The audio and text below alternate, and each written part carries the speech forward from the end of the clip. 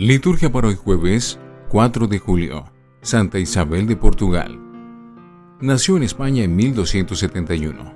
Su padre fue el príncipe Pedro de Aragón. La educó su abuelo Santiago I. Se casó con Dionisio, rey de Portugal, con el que tuvo 2 hijos, Constanza, reina de Castilla, y Alfonso, príncipe de Portugal. Noble y fiel ante las infidelidades del esposo y las luchas entre sus familiares, por lo cual fue llamada Ángel de la Paz. A la muerte del marido se hizo religiosa, viviendo en pobreza, piedad y mortificación. En el monasterio de las Clarisas de Estremoz, fundado por ella y donde murió en 1336.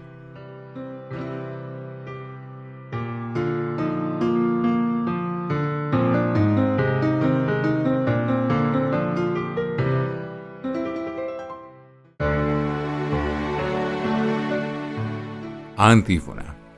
Con libertad ha dado a los pobres, su justicia permanece para siempre, su poder será exaltado con honor. Oremos. Oh Dios, autor de la paz y amante de la caridad, que diste a Santa Isabel de Portugal la gracia admirable de reconciliar a los enemistados, concédenos por su intercesión trabajar por la paz, para que podamos llamarnos hijos de Dios, por nuestro Señor Jesucristo, tu Hijo. Primera lectura de la profecía de Amós, capítulo 7, versículo 10 al 17. En aquellos días, Amasías, sacerdote de Betel, envió un mensaje a Jeroboam, rey de Israel. Amós está conspirando contra ti en medio de Israel. El país no puede ya soportar sus palabras. Esto es lo que dice Amós: Jeroboam morirá a espada, e Israel será deportado a su tierra. Y Amasías dijo a Amós, vidente: vete, huye al territorio de Judá, allí podrás ganarte el pan. Y allí profetizarás, pero en Betel no vuelvas a profetizar, porque es el santuario del rey y la casa del reino. Pero Amós respondió a Amasías: yo no soy profeta, ni hijo de profeta. Yo era un pastor y un cultivador de sicomoros. Pero el Señor me arrancó de mi rebaño y me dijo: ve, profetiza a mi pueblo Israel. Pues bien, escucha la palabra del Señor.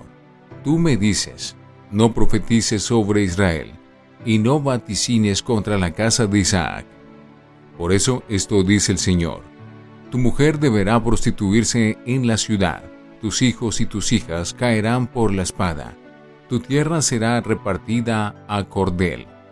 Tú morirás en un país impuro, e Israel será deportado de su tierra. Palabra de Dios. Te alabamos, Señor. Salmo 18.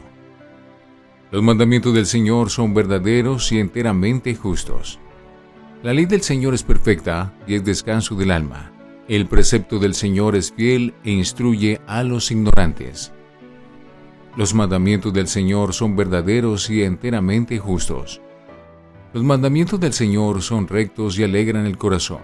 La norma del Señor es límpida y da luz a los ojos. Los mandamientos del Señor son verdaderamente y enteramente justos. El temor del Señor es puro y enteramente estable. Los mandamientos del Señor son verdaderos y enteramente justos. Los mandamientos del Señor son verdaderos y enteramente justos. Más preciosos que el oro, más que el oro fino, más dulces que la miel de un panal que destila. Los mandamientos del Señor son verdaderos y eternamente justos. Aleluya, aleluya, aleluya. Dios estaba en Cristo reconciliando al mundo consigo, y ha puesto en nosotros el mensaje de la reconciliación. Aleluya, aleluya, aleluya. Del Santo Evangelio según San Mateo, capítulo 9, versículos 1 al 8. En aquel tiempo subió Jesús a una barca, cruzó a la otra orilla y fue a su ciudad. En esto le presentaron un paralítico, acostado en una camilla. Viendo la fe que tenía, dijo al paralítico: ánimo, hijo, tus pecados te son perdonados. Algunos de los escribas se dijeron: este blasfema. Jesús, sabiendo lo que pensaban, le dijo: ¿Por qué piensan mal en sus corazones? ¿Qué es más fácil? ¿Decir, tus pecados te son perdonados? ¿O decir, levántate y echa a andar? Pues, para que vean que el Hijo del Hombre tiene potestad en la tierra para perdonar pecados, entonces dice al paralítico, ponte en pie, coge tu camilla y vete a tu casa. Se puso en pie y se fue a su casa. Al ver esto, la gente quedó sobrecogida y alababa a Dios, que da a los hombres tal potestad. Palabra del Señor. Gloria a ti, Señor Jesús. Oremos. Recibe, Señor, los dones de tu pueblo y concede a quienes celebramos la inmensa obra de caridad de tu Hijo, ser confirmados en el amor a ti y al prójimo según el ejemplo de Santa Isabel de Portugal. Por Jesucristo nuestro Señor. Antífona. En esto conocerán todos que ustedes son mis discípulos, si se aman los unos a los otros, dice el Señor. Oración después de la comunión. Renovados con estos sagrados misterios, concédenos, Señor, seguir los ejemplos de Santa Isabel de Portugal, quien te honró con su constante piedad y se entregó a tu pueblo con inmensa caridad. Por Jesucristo nuestro Señor. Lección Divina. Oremos. Padre, que tu Espíritu Santo nos guíe hacia la verdad plena de la autoridad de Jesús para sanar toda enfermedad, para otorgar el perdón sin límites, para construir la fraternidad y testimoniar las acciones poderosas que sigues haciendo en beneficio de tus hijos e hijas en el hoy de la justicia. Amén. Lectura de la segunda serie de 3 acciones poderosas con las que se demuestra la autoridad de Jesús sobre la enfermedad, los fenómenos naturales, los demonios y la muerte. Leemos hoy la tercera, que es una controversia relacionada con el perdón de los pecados y la curación de un paralítico. El problema lo suscita no la curación, sino el perdón de los pecados, reservando solo a Dios, pero que ahora es accesible en su Mesías, que otorga la salvación de Dios. El texto refiere la creación de la multitud, que llena de temor glorificaba a Dios porque había dado tal autoridad a los seres humanos. El temor es reverente al constatar que había sucedido algo sobrenatural y divino, tanto en la curación como en el perdón de los pecados, solo atribuido a Dios y visto por todos en las acciones de Jesús. Lo más lógico es entender la autoridad como la facultad dada a la comunidad para perdonar los pecados. De los escribas no se narra ninguna reacción, guardan silencio.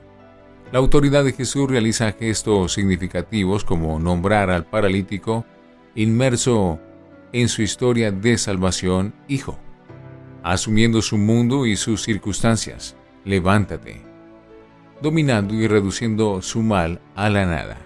Tus pecados son perdonados, camina, mientras que los maestros de la ley excluían al paralítico de su propio plano de referencia personal y amorosa, sacándolo de su ámbito humano y anonadándolo, y Jesús lo reintegra a la relación con Dios, Hijo, y con la comunidad.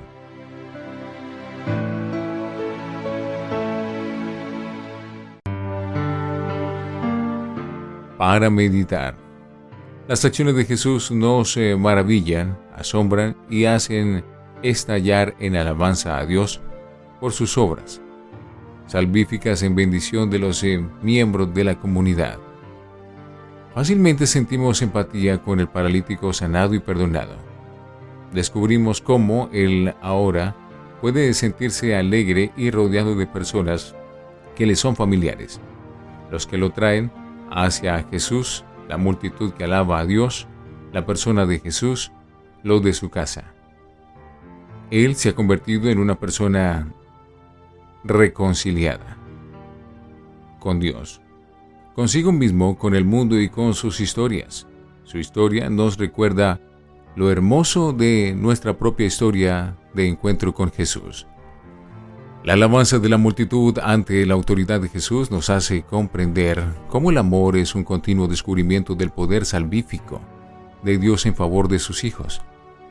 Como lo fue para la multitud, también para nosotros se trata de un hallazgo gozoso que supone asombro y alabanza por su novedad. Una experiencia de temor reverente ante las acciones trascendentes.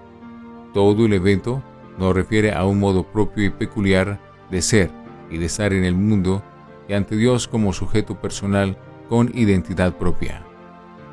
Reflexionemos.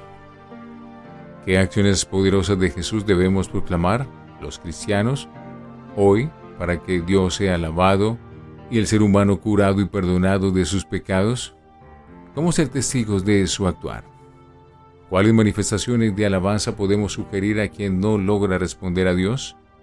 Oremos.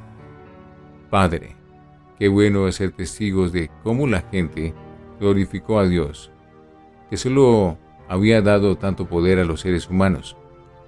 Pero danos tu Espíritu Santo para alabarte por las acciones poderosas que realizas en medio de nosotros, en el nombre de Jesús. Pero que el mundo sepa que tú sanas, perdonas y das paz. Amén.